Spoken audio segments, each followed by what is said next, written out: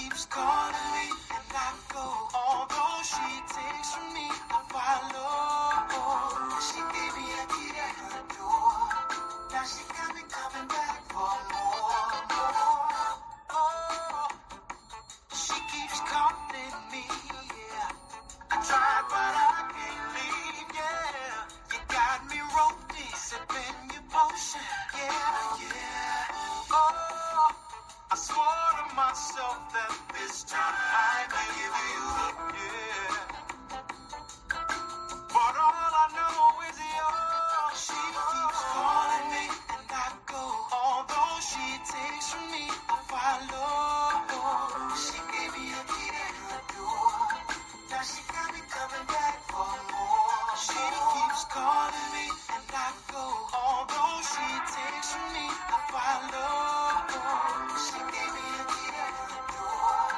Now she got me coming back for more.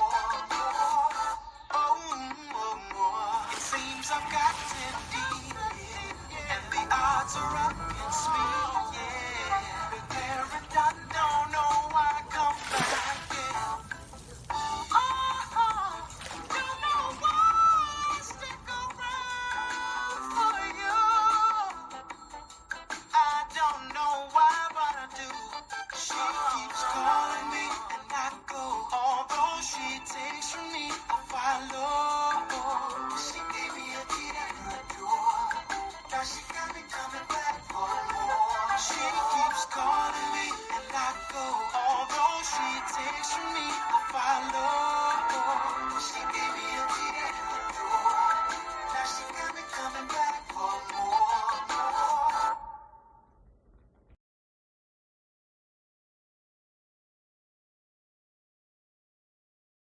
Copyright disclaimer. Under Section 107 of the Copyright Act of 1976, allowances made for fair use for purpose such as criticism, comment, news reporting, teaching, scholarship, and research. Fair use is a use permitted by copyright statutes that might otherwise be infringing. Every morning, my grandmother would get up, wash, make a pot of coffee, and place a chair in front of the front kitchen window and stare at a small frayed black book. By 7 a.m., she was fully dressed. At every Monday, we washed the crystal and polished the silver. My grandmother paid her bills on time from the money that she kept in a hanky stored in her bosom. At the age that I discovered boys and fun, I rebelled against my granny's ritualistic schedule. Welcome to Blended Healing. Rituals are not bad words. A ritual is a prescribed way of performing an act or certain acts. A ritual is traditional or ceremonial approach to an event or series of events. African people are ritualistic people. Tradition mandates that African people approach life, events, and actions ritually.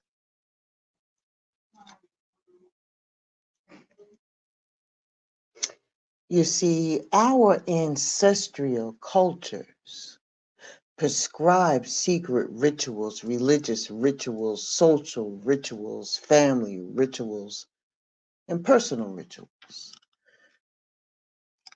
These rituals create, use, and release energy. They demand and create sacredness. It is self-supportive to develop a ritualistic approach to your spiritual practices. This means that you should approach your prayer and your meditation practices in the same way. at the same time in the same place as often as you can. Set realistic goals based on your circumstances and schedule. Begin by setting a time limit. Maybe 10 to 20 minutes may be a good place to start. Make a commitment to continue to practice for a specific number of days and honor that commitment. Make sure that you tell your family and your loved ones not to disturb you during this time, because that will also bring them to support you and respect your time, as well as destroy your excuses of not continuing, which are bound to happen if you attempt to discipline your mind. If you have a special chair or a shirt or any other instruments that you will use for your ritual, like a necklace, a bracelet, something like that, try not to use them at any other time. Set them aside for this sacred procedure. In any case, you should continue your ritual consistently 3 months before you change it, unless the spirit directs you to do so. Consistent practice helps you to develop a discipline, which is a key element of spirituality. Allow me to share with you a beginner's ritual. It engages, or should engage, recommended that you engage, every Sunday, Tuesday, and Thursday over a 90-day period. Do it before any daily morning activity and then repeat it after your evening bath. How do you do it? You get up 30 minutes earlier than usual. I know, 30 minutes. Then you're going to do 8 repetitions of a deep breath. We went over what a deep breath was. Then you're going to draw water and perform your head blessing ritual. We shared that too on this channel. Offer prayers for yourself, your family, your community. And if you feel uncomfortable or unfamiliar with praying, you can just read a psalm from the Holy Bible. Then write down 3 questions about the challenges or situations that end up presenting itself in your life, which you are trying to seek an answer for. And you can ask the same question up to 7 different times, okay? 7 different occasions, if the answer is not immediately apparent. Next, do 4 repetitions of a meditative breathing, okay? Spend 5 to 10 minutes in silence, focusing on the rhythm of your breathing. Use a journal to write down any thoughts or ideals that come to you while you're in silence. Use an alarm. Like on our phones, we have a timer. Use a timer, and if you don't have that, get an egg timer, one of those kitchen timers, and set it for like 15 minutes, 10 minutes. Or you could ask your spirit to make you aware when the allotted time has passed, and in which case you will be alerted by a sound or a feeling. Do 4 repetitions of the cleansing breath before leaving your ritual area. Repeat the entire exercise again before you go to bed.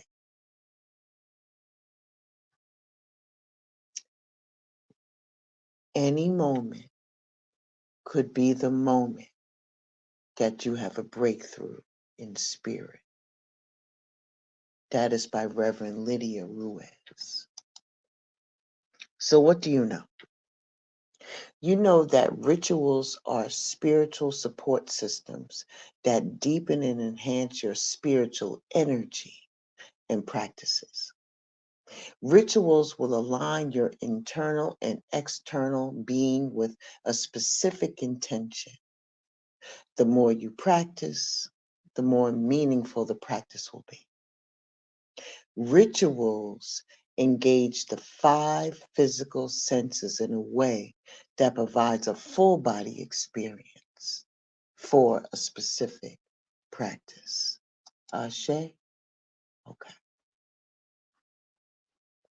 Beloved, rituals is not a bad word or a bad practice. A ritual will provide you with spiritual support because it taps into that intangible energy of the universe, creating an atmosphere that is conducive to and in alignment with your desires. Energy will flow through thought, sending forward thoughts and words with a specific intention creates an energetic vibration that will call forth from the invisible, the intangible realms that you have named. An intention is an act of mentally and emotionally determining and stating what your actions will be and what results you desire. Your intentions focus your mind, your will, and your spirit in a manner that will give you a point of reference and focus that becomes the guideline that you can use to create, recreate, and govern your choices and your behaviors. Let me reiterate it again. A ritual is the repeated practice of a specific behavior with clear intention and desire that creates the atmosphere for the realization of a specific experience. And in many cases, a ritual does have a religious or a spiritual purpose. In other cases, it doesn't. Ashe? Ashe. We end up having a foot in two worlds, meaning that alignment begins in your heart. And it's through your heart that the divine speaks, guides, and directs your mind and your action. Rituals are a way to bring your being and your life into alignment with the presence of good and the divine. Many people are afraid of the word ritual. For many, it conjures up images of things that are considered to be spooky, dark, or ungodly.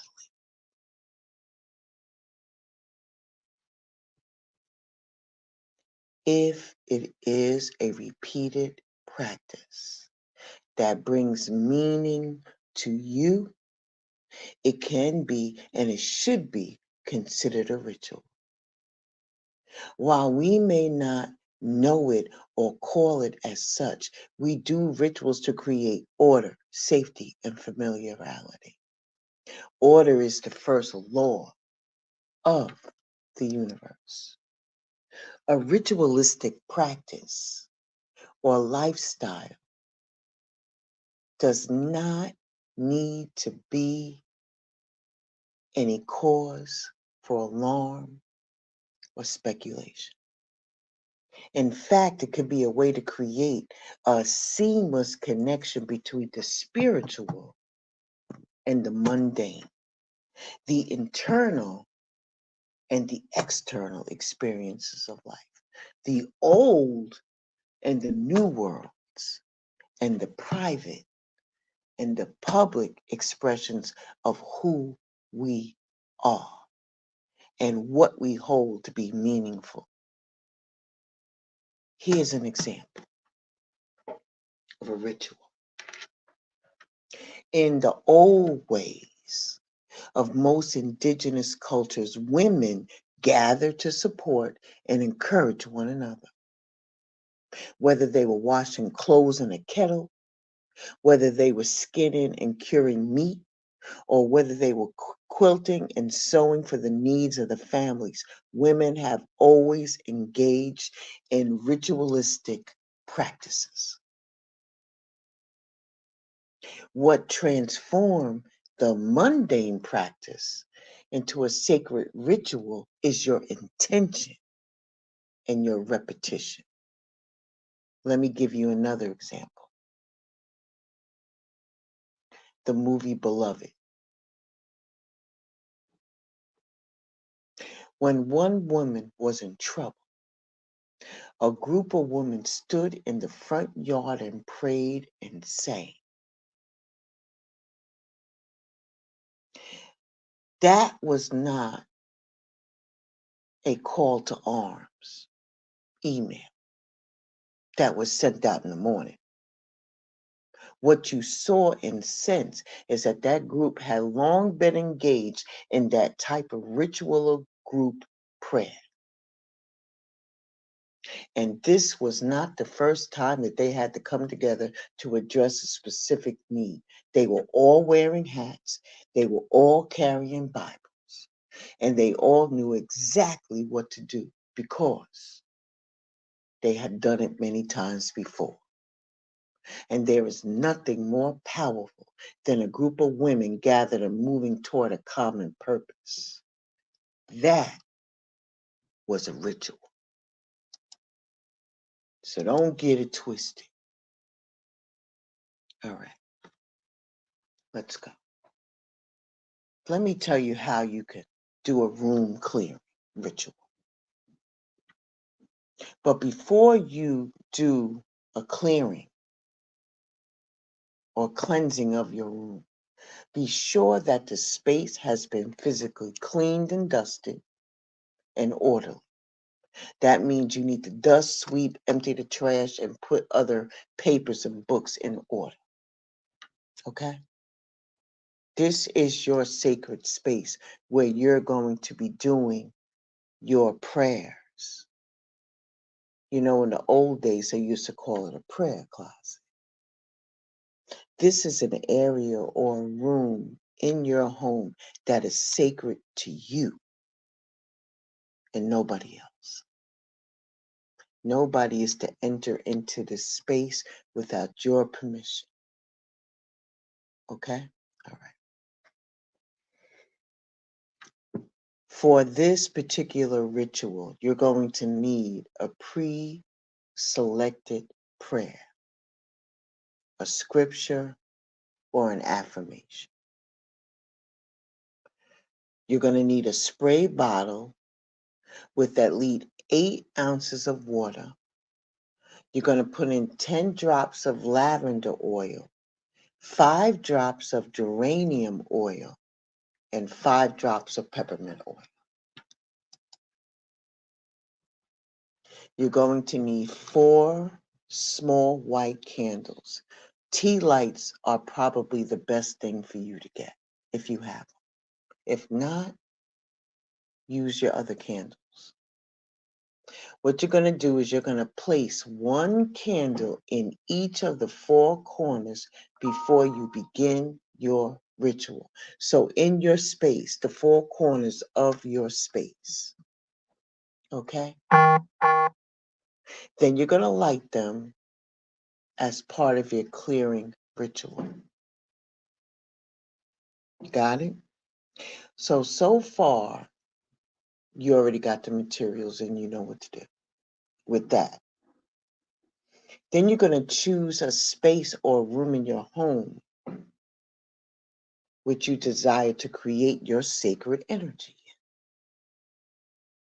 On the day before,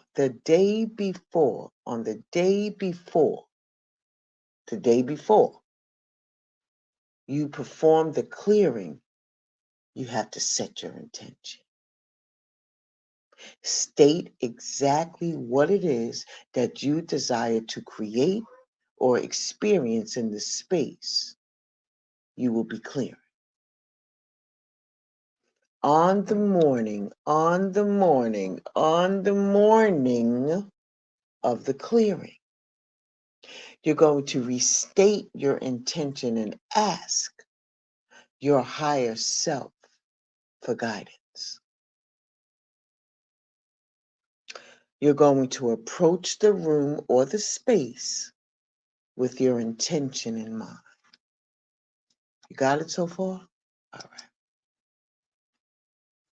Standing in the doorway of the space that you intend to clear, speak aloud that selected prayer, scripture, or affirmation that you chose.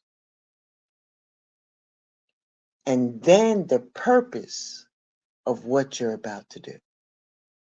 At this point, you're going to enter the room where you put the 4 candles at, and then you're going to come back out. When they are in place, when the candles are in place, walk back out to the doorway to begin your ritual. Okay? All right. From the doorway of that room, you're going to walk to the far right hand corner. The far right hand corner. So, with that being said, while facing that corner wall, you're going to spray that spray, your solution, on the wall from the ceiling to the floor. You're going to recite your selected reading aloud again, and then you're going to speak your intention and desire for that space again. Spray the wall again. After you spray the wall, then you're going to light that candle that you have put in the corner already. You're going to light that candle. Then you're going to turn slowly and move to the right. Walk to the next corner and repeat the process until you have covered all the 4 corners of your room. When you have completed the 4th corner of the room without turning your back, walk out of the room. Yes, you're going to walk out the room backwards. If there is a door, close it. If at all possible, do not return to that room or that space until the candles have gone out. If you're using tea lights, it would be approximately 2 hours. But if you're using larger glass and case candles, allow it to burn for at least an hour before you enter the room to extinguish them. Do you know how to extinguish a candle? You never blow it out. What you do is you put something over it, not flammable, to snuff it out. You never blow out a candle, you snuff out a candle. Okay? You're going to do this practice on the same day of the week. So if you choose it on a Sunday, you're going to do this on a Sunday. And at the same time. So if you did it at 7:30 in the morning on a Sunday, 30 days, 60 days, or 90 days from then, you're going to do it again to clear the room, to clear the energy. And you can determine how often that you'll repeat the practice in response to your experiences. So some of us may need to clear our room every month, some every 2 months, some every 3 months. It depends upon what you experience in that room. I want you to keep in mind and take notice how you feel in that space and what happens in the space once you have completed the clearing. You should immediately notice a difference when you cleanse the room.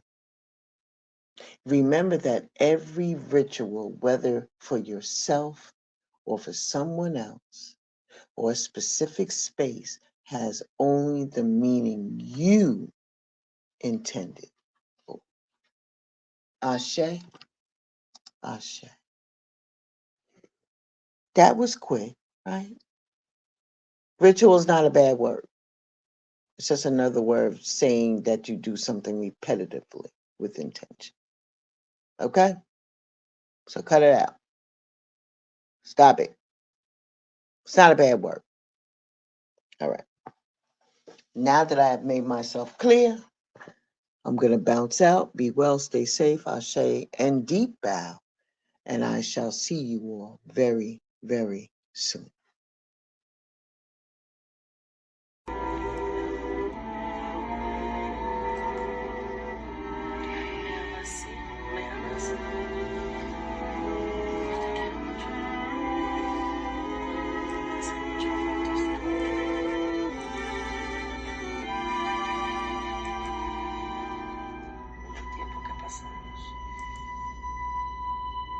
Lo que te quería decir es que tú estás jodiéndome la vida.